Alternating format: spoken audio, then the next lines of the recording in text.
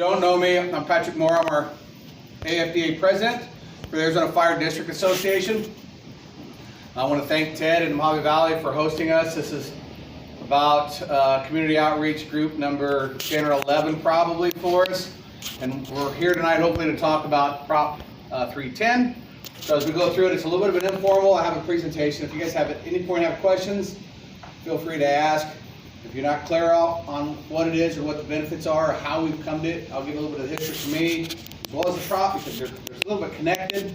And having done this a couple times, I'm not here to sell anybody on anything. I will simply just put all the data up there and let everybody make up their own decision on it.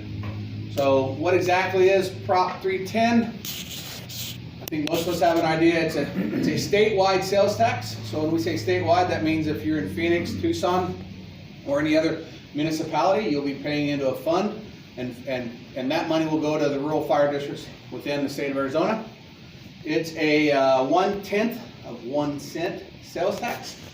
It's a 20-year tax, and the funding is capped, and I call it inverted. And so I guess what I'll do is start with a little bit of the history of 310. I've been in the fire service in Mohave County. I was born and raised in Kingman. Been in the fire service since 1992. 2 years ago, in the throes of the pandemic, we were on a Zoom conference call, and I teach for Arizona Fire District Association, and I'm trying to get my peers to grasp that the funding mechanism for our state is really broken, and it's just not something that we can get fixed. The only way we can generate more revenue is to do what? Charge a higher tax rate, and that higher tax rate gets transmitted to our homeowners and our property owners. Unlike a city, and we'll talk about it in some of these slides, the fire districts really have, unless you're a CON provider, which 6 of our 14 fire districts in this county are, the other 8 are not, you really only have one funding mechanism, and that's property tax.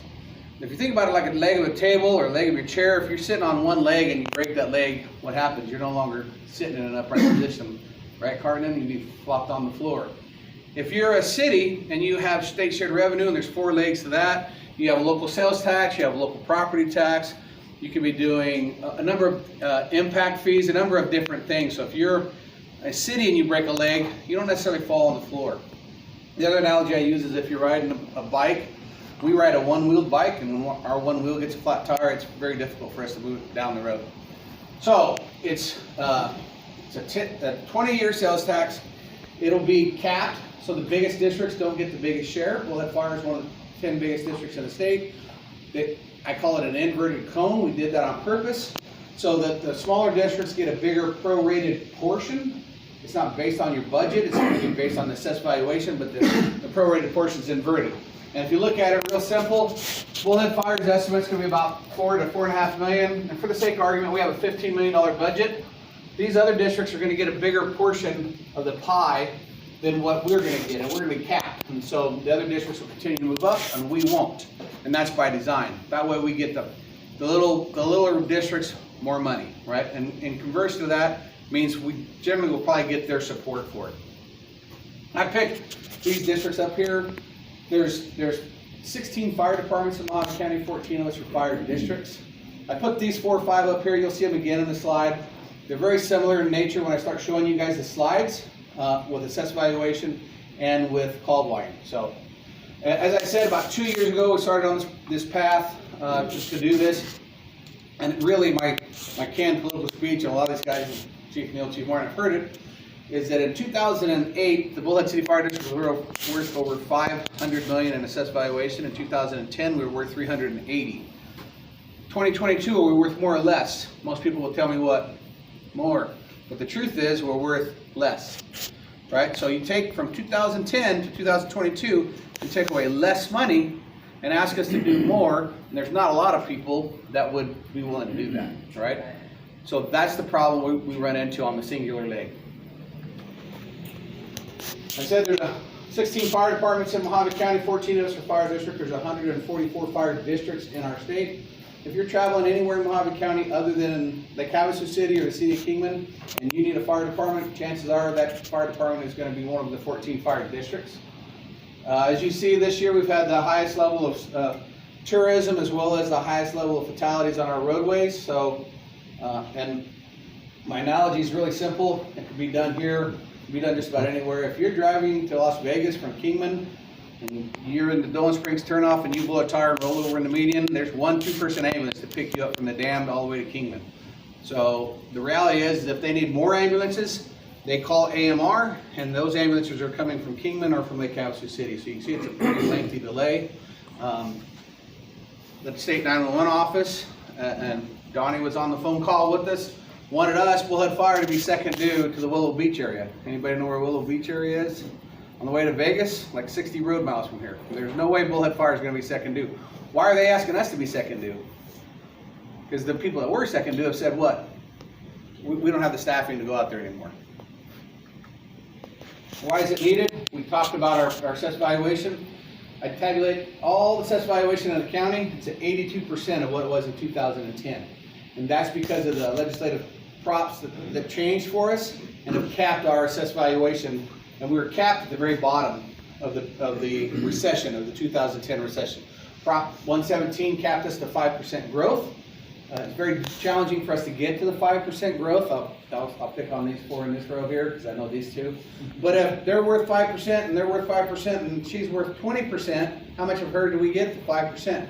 Unfortunately, Scott's a guy that lives in a home and doesn't take very good care of it, and he only goes up 2%. What happens to our 5%? We don't get to take some from everybody else, so what happens to us in that scenario? We're going to lose percent, right? We're going to go 5, 5, 5, and 2. They're going to divide it by 4, and that's what we're going to go up, which is probably going to be about 4.25%. So it's very challenging for fire districts to get their assessed valuation back to where we used to be.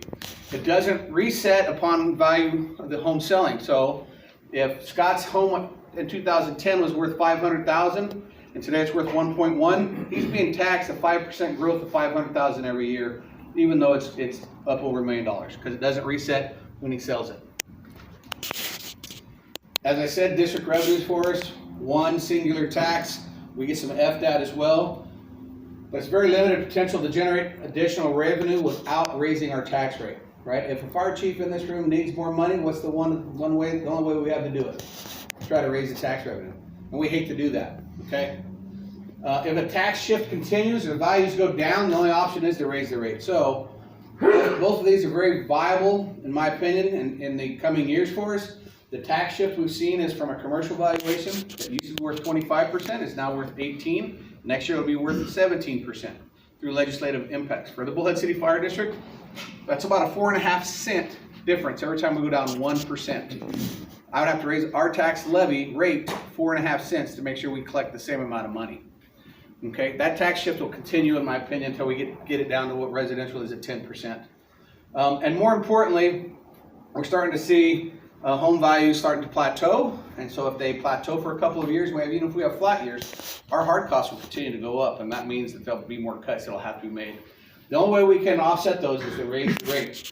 So I had a gentleman the other night say to me, you guys get too much of my tax money now, there's no way I'll support a 1/10 of 1 cent sales tax increase.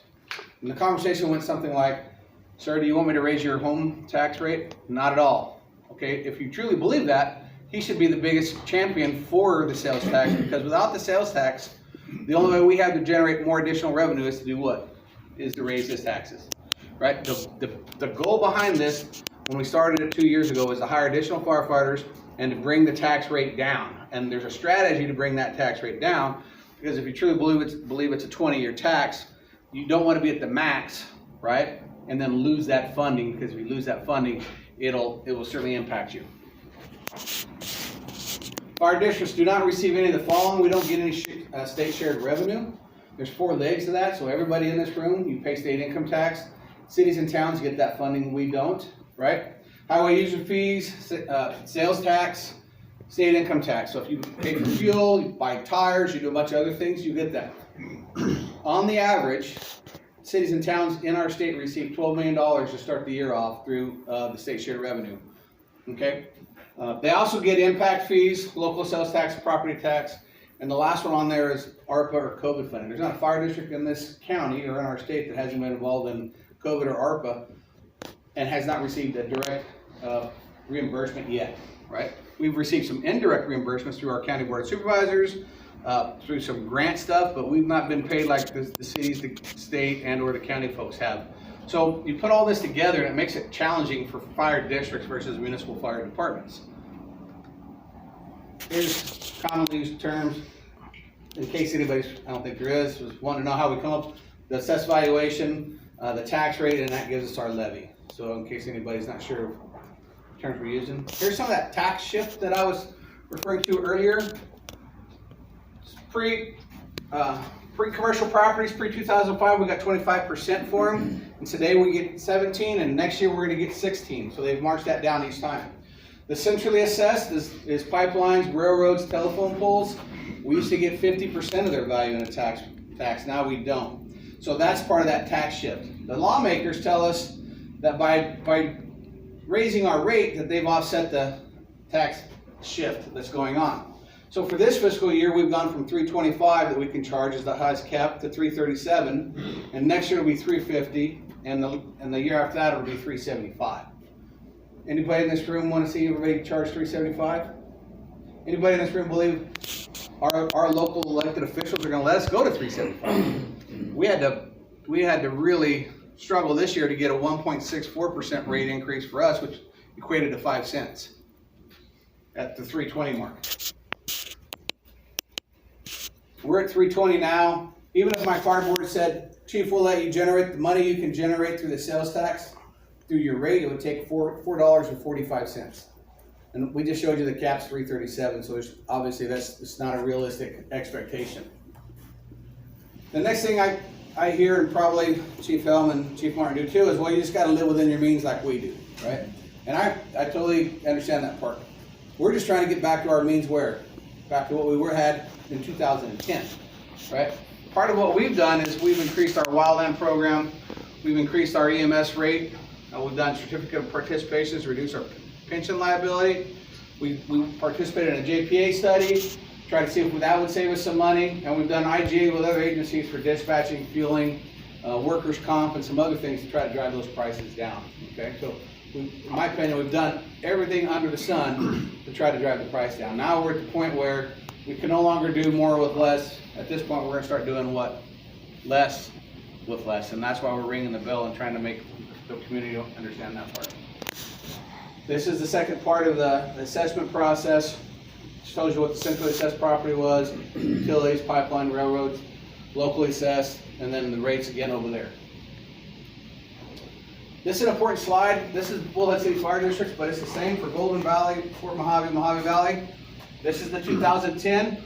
2008, we were up here at 500 million. And now we're all the way down here. This is where the recession was, and this is where we got capped at our 5% growth. And you can see we're still not back to where we were then.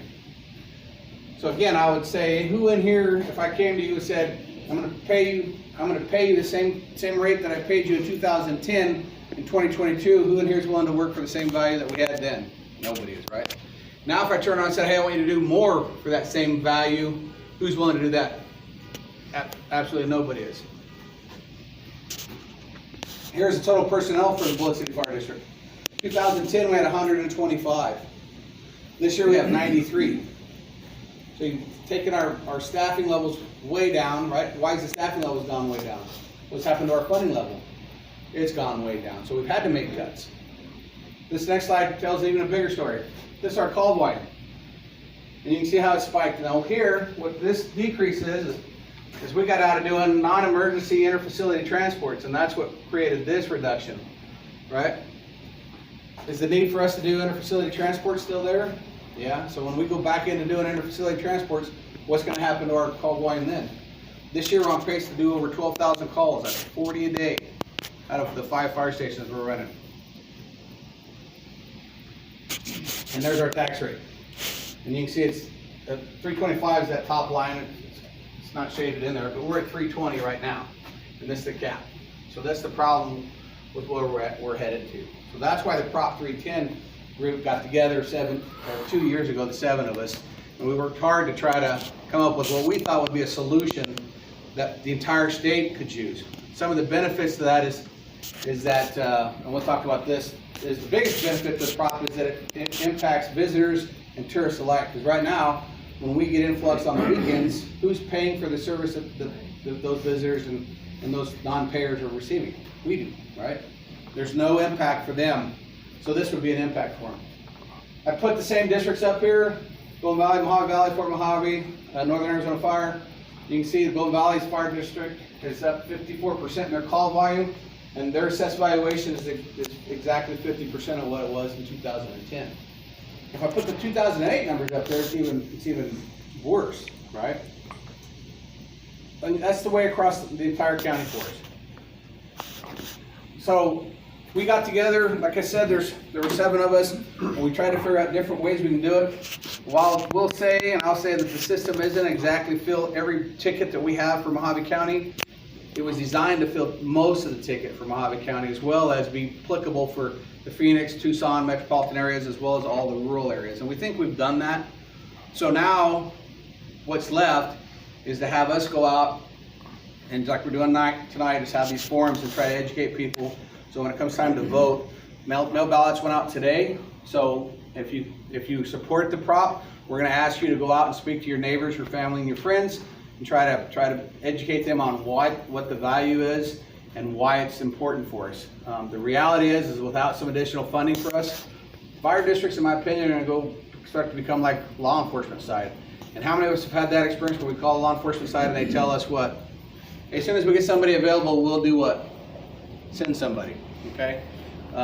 We don't live in that world where we have that ability. I had a guy tell me the other night at a social function that, well, it doesn't matter because by the time you guys get there, insurance is going to rebuild my house and replace my house, which, quite frankly, there's a lot of truth to that, right? But for us, my district, probably the same as you guys' district, 91% of what I do isn't house fires. It's what? EMS stuff. So I said, partner, you're right on that, I said, and I'll point to Chief Mill generically. I said, but all the other stuff, 9 out of 10 times you're going to call us, you're going to want us to be there in a timely manner. So as long as you're having just a little bitty heart attack, you'll probably be okay. If you have a medium-sized heart attack, might not be okay. And if you're having the big one, just start writing out who you want all your stuff to go to, because it's going to take us a long time to get there.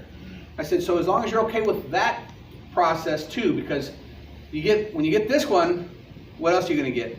You also get this one, right? The delay isn't going to be any faster. So I said, 90% of what we do is EMS. We'll tell you guys that time is important. Put better time on the street. We have to have more funding. If we have more funding, we put more people out on the street as well. So wrap it up. It's a 20-year tax. It's 1/10 of 1 cent. It's a lot more complicated than that, but AFDA has a plan, hopefully, for implementing for capped districts versus non-capped districts. Because quite frankly, if you're a capped district, all you're going to get is that cap right there, right? That $4.5 million. If you're not a capped district each year, you hope to do what? Move up. So if you hire people, then you have the ability to do steps and COLAs and all the things that employers are going to want. Versus a capped district, if we exhaust all of 100% of our money on personnel, there's not going to be any of that funding. So some of those are the questions I've answered recently. There's only going to be one capped district in Mohave County, which is Bullhead Fire. Everybody else would be uncapped, and so there certainly would be probably a difference in how one district's going to implement it versus all the rest of them would, or at least should be. If it's done, it'll be paid monthly through the state government. Most likely it wouldn't start till the summer of the 23-24. It would be implemented.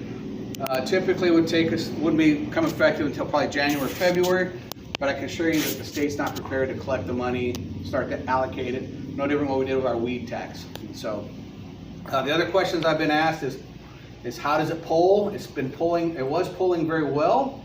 It polled better than, for those that know, the weed tax we went through, or the presumptive cancer. It polled better than that. But what's changed in the last year, right?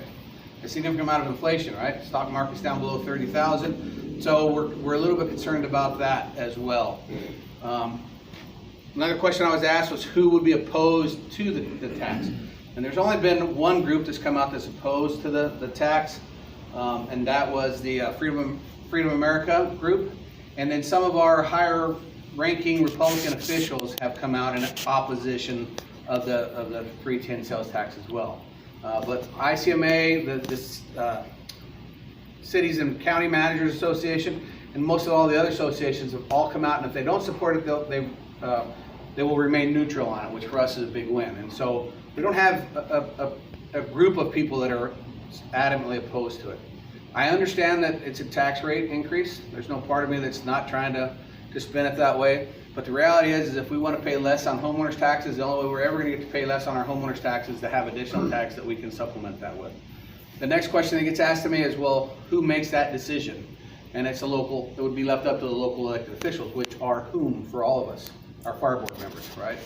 And so the oversight would be the same as it is for any other funding that it's expenditures done with fire districts. Goes before the fire board, goes before the auditors. Obviously, it ends up being approved by our board of supervisors. And if there's anything that is done inappropriate, obviously there's, as we've seen in our county, there's times when people get, indicted and/or arrested, potentially and charged with those things. So I'm trying to think what other questions I've been asked in my process. Is there any questions from anybody on the floor? Comments, concerns, thoughts? Chief, is that cap per year, or Yeah. is it over the whole 4 years? No, it's a 3% total cap. So whatever the funds are generated, they do it. The formula is very similar to what we do for FDAT. So everybody's going to get capped at the 3% number, and then the bigger prorated portions will come off of that. So they'll take that off, and then they'll distribute the rest of it. So, and at the 150 mark, 150 million annually is what we anticipate that it would generate. And so I didn't show you, I didn't focus much on that one, but the initial estimates for Fort Mohave was about 2.8, Mohave Valley was about 1.3. Now obviously if we do, just like the weed tax, like there's a report that came out today that said it was the weirdest thing, recreational marijuana sales have skyrocketed and medical marijuana sales have gone down, and so all those bad backs we saw 3 or 4 years ago must have been okay and gotten fixed with the medical side. Now they're just using the recreational side. But if the 150 goes up, then everybody else's portions would go up considerably too, just like we're seeing right now with our weed tax. And for those that don't know, the weed tax, it pays between $70,000 and $90,000 to us, right? So while it's a benefit, it's certainly not anything that will put more people on the street. So this tax, obviously, in my opinion, would certainly do that. Even if you put it on the same values we teach through AFDA, which is about 80, 10, and 10. If you took 80%, if you're Mohave Valley, you took 80% of 1.3, you still going to have a fair number of employees you're probably going to hire, right? Just for the sake of argument, you're going to have 800,000, right, or more. Actually, it'll be more than that. It'll be about 1 million. So, and with $1 million, you'd be able to hire some folks and open up another location. So. That's why we built it the way we did. Like I said, it's important to me. Chief Neal's been hearing about it, and so is Chief Martin for the last 2 years. Every Monday we meet telephonically or via Zoom. We go over where we're at, what we think the options would be, and what we think the obstacles would be. And more importantly, we talk about, nobody wants to talk about this. What happens to us if this doesn't pass, right? If this doesn't pass and we have a flat year, for those of us that went through it in 2008 and 10, what happened to the fire district world, man? Man, we got smashed. Some of us are still trying to get recovered from that on the capital side, because the first thing we cut is our capital needs, and that's a tough way to live. So, other questions or comments? Got to be a couple out there. I came in just a minute or two late, but a quick question I have. I've read a little bit on my own. Basically, this is going to be a tax like, you go to the grocery store, you go anywhere, whoever is purchasing is going to be paying these taxes, not necessarily just the property owners. Correct. So basically, all the people that come in here that are using our resources like crazy, when they're coming here, that would actually help pay for that. Yeah, and just one clarifying point is the groceries are exempted from it. So, right, I knew. So like Walmart, if you go to Walmart, it's yes. And so like for us, I use Bullet. Most of the stuff you'll see even in the state report is Bullhead's documents. And like for us, we had this. We have a number of high-profile river incidents this year, and I can assure you that everybody that we transport from the river, I haven't seen one yet. I'm not going to tell you I've seen 100% of the reports, but I haven't seen one report yet that said my home address is 1234 something street in Bullhead City, Arizona, right? So yes, that's why we built it this way. We specifically wanted to target tourists and people that in flood rural areas, whether it's us, the Grand Canyon, the Tucson, the White Mountains. Well, the ones that are using it the most. Yes. Not necessarily tourists, but the ones that are actually using it. Correct. That's, if I'm understanding that right. Yeah, and that's what yes, and I had somebody ask me that the other day. I said, Bullhead Fire has raised our rates on EMS. Why? Because it's 90, but even that's not covering it, right? We're still not breaking even on that side of the house, and so we're trying to target people. I had a gentleman that was just adamant, like, you guys charge me too much on my homeowner's insurance. I get it, but if you really believe that, you would be out here beating the drum for 310, because the only way you're going to get your homeowners down is to have to fund it a different mechanism. So I think it's the best bet. It took a lot of political wrangling to get it on the ticket. Very tight House, very tight Senate. We use a lot of political capital at a personal and professional level. I can tell you that we made some inroads with our elected officials when we had the wildland fires in Flagstaff this summer. They called, and we had already had a number of resources from our county up there. They called and said, hey, we need another 10 engines from you guys, and we need it right away. We called everybody in this room and said, hey, they need 10 more engines from us. How many engines could we prop up from the biggest county in our district? 4. 4s only, and that's what I told the electeds. I said, I know you don't want to hear it because you think that we're always in here asking for more, but if I told you we needed 10 police officers to come through that door and only 4 came through the door, you guys would say we have a crisis. Yep. I said, we asked for 10 fire engines and we only got 4. Out of a county that's got 13,000 square miles and 16 fire departments, you got 4. Now the problem becomes, is anything else that we have along the way, how many resources are we getting? Same. And so it's become a real ugly battle, and that's the week we're able to get it out of the Senate and out of the House and get it out on the vote. So, we're hopeful that it'll pass. So it's going to take, we're not there though, it's going to take a little bit of work between now and November to get it to the home. So, other questions? Man, this must be getting easy. All right.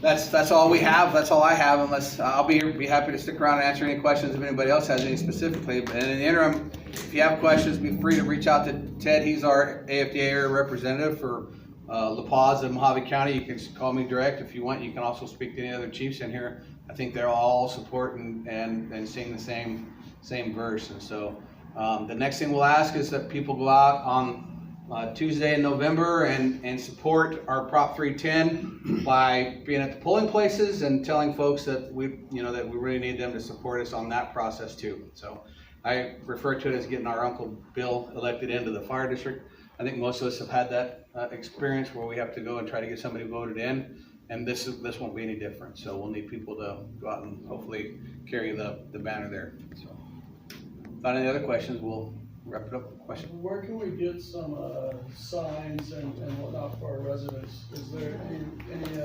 departments that are key locations where we could grab some? No. So the signs were very limited because our budget's very limited. So from Mohave County, we've got about 52 signs total in a bundle, and then we got some more. I got two waves of them through the PFFA, right?